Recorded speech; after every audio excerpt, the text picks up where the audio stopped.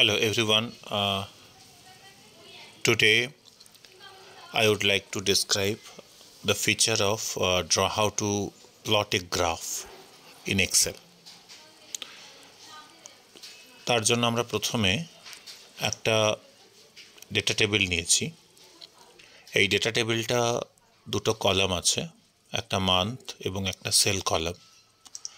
মান্থে আমাদের জানুয়ারি থেকে ডিসেম্বর পর্যন্ত 12 মান্থস ডিটেলস দেওয়া আছে এবং প্রত্যেকটা মান্থে কত সেল আছে সেটা সেল কলামে দেওয়া আছে। তো এই ডেটাটা আমরা ইউজ করব একটা গ্রাফ প্লট করার জন্য। গ্রাফ অপশন আমরা পাই ইনসার্ট রিবনের চার্টস কমান্ড গ্রুপের মধ্যে।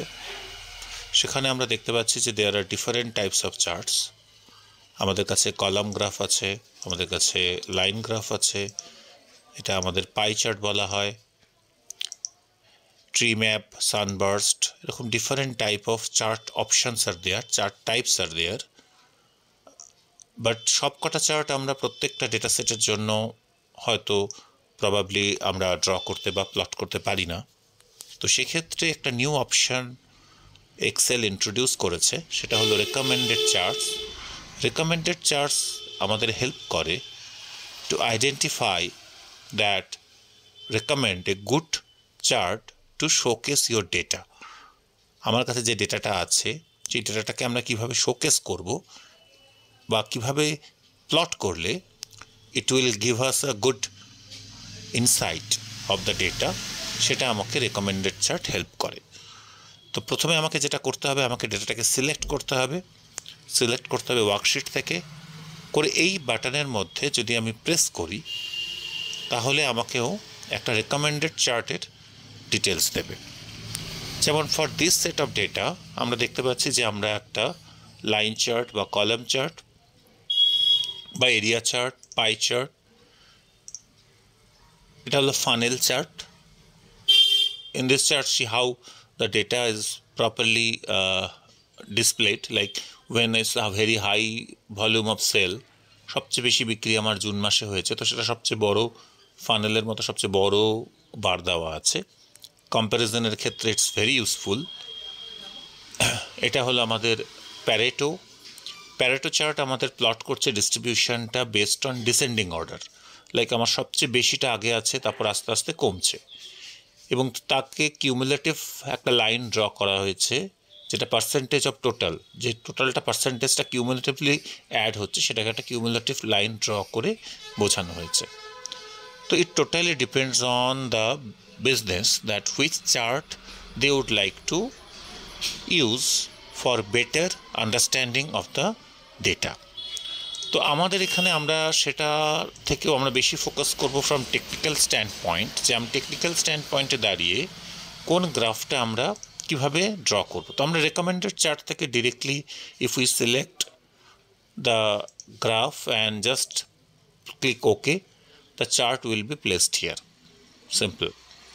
But if we would like to do it manually, instead of doing it from recommended chart, we can also go to insert and then select, check করতে পারি যে কোন particular গ্রাফটা আমি এখানে রাখবো। ধরো সে ফর এক্সাম্পল আমরা কলাম গ্রাফ রাখছি, তাহলে কলাম গ্রাফ আমি পুট করলাম, তাহলে এখানে একটা কলাম গ্রাফ তৈরি হয়ে গেল। দ্য মোমেন্ট আমরা একটা কলাম গ্রাফ তৈরি হলো, কলাম গ্রাফটের জন্য রেসপেক্টিভ কিছু রিবন অ্যাপিয়ার করে অটোমেটিক্যালি, যেমন চার্ট ডিজাইন অ্যান্ড ফরম্যাট। এরা আমাকে হেল্প করে এই পার্টিকুলার গ্রাফটাকে যেটা এসেছে সেটাকে ফরম্যাট করতে, সেটাকে প্রপারলি ডেকোরেট করতে, এডিট করতে আমাদের সাহায্য করে, হেল্প করে। ফার্স্ট অফ অল আমরা এখানে চার্ট এলিমেন্টগুলো অ্যাড করতে পারি। ধরো এখানে আমি একটা প্লাস সাইন ক্লিক করলাম, this will give you the all chart elements, whenever access titles, whenever if you would like to put the data labels, the data labels will appear here. If we would like to show the data table, if we select that, the data table will appear here. If we would like to show the legend, the legend will appear here. So similarly we can add different sections from here, and also if we can just simply এখান থেকে যদি বাদ দিয়ে দিতে চাই, remove করতে চাই, just deselect it. Same thing we can do it from add chart element also. Here also we have all the elements. এখান থেকে আমরা সেটাকে সিলেক্ট করে আমরা আইদার নান বা আমরা এখান থেকে সিলেক্ট করে আমরা অ্যাড করতে পারি। ফরম্যাটিংয়ের জন্য আমাকে কিছু স্পেসিফিক চার্ট স্টাইলস দেওয়া হয়েছে। আমি যদি চাই I can use that chart styles.